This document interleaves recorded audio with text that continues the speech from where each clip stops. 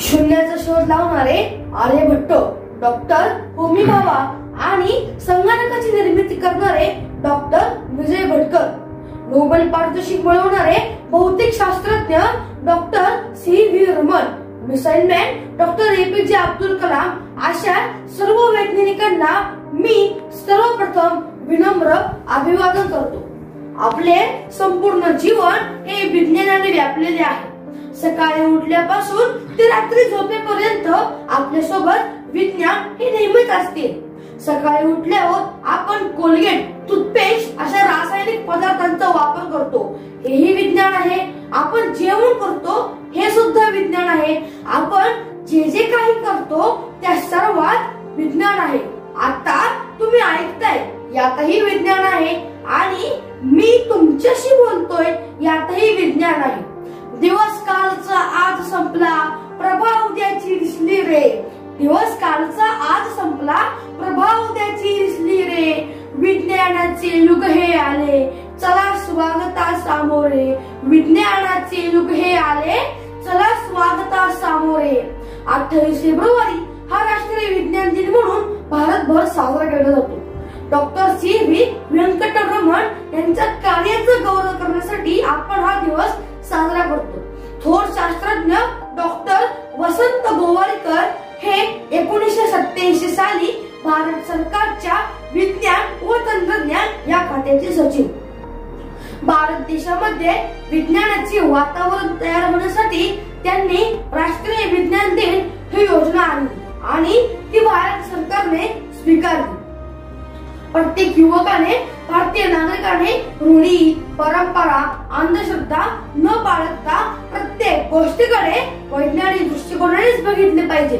विज्ञान दिन हा केवळ एक दिवस साजरा न करता संपूर्ण वर्षाच्या 365 दिवस साजरा केला पाहिजे। विज्ञान या शब्दाचा अर्थ विशेष असे ज्ञान, ज्या ज्ञानात श्रद्धा आहे, अंधश्रद्धा नाही, ज्या ज्ञानात योग्य समज आहे, गैरसमज नाही।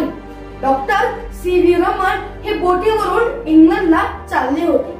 बोटीच्या डेकवरून त्यांचे लक्ष सहजच पॅसिफिक महासागरातील निळशार पाण्याकडे गेले। वर निळभोर आकाश आणि खाली निळशार पाणी।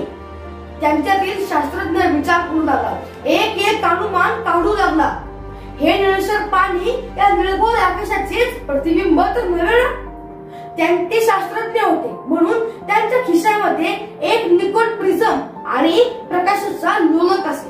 त्यांनी ते साहित्य खिशातून बाहेर काढले। सुरुवातीला निकोल प्रिझम पाण्यावरून गोल फिरवला।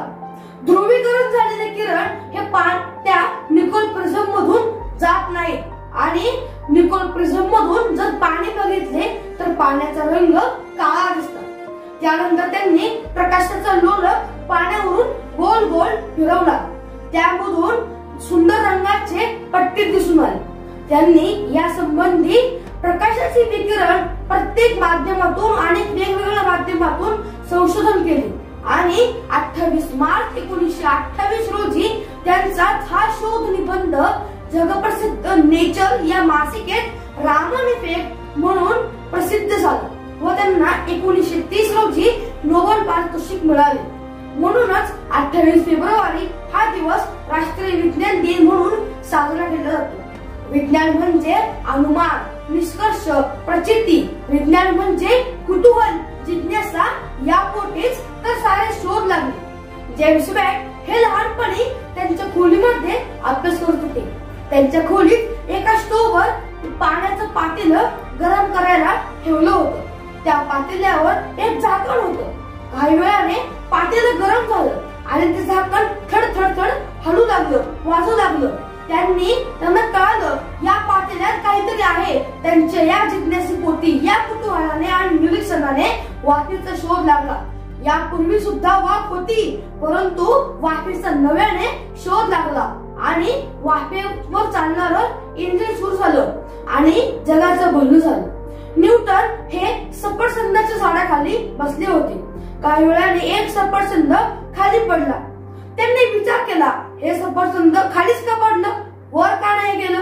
आणि याच कुतूहलापोटी गुरुत्वाकर्षणाचा शोध लागला। कोणत्याही गोष्टीच्या मुळाशी जाणे म्हणजे विज्ञान.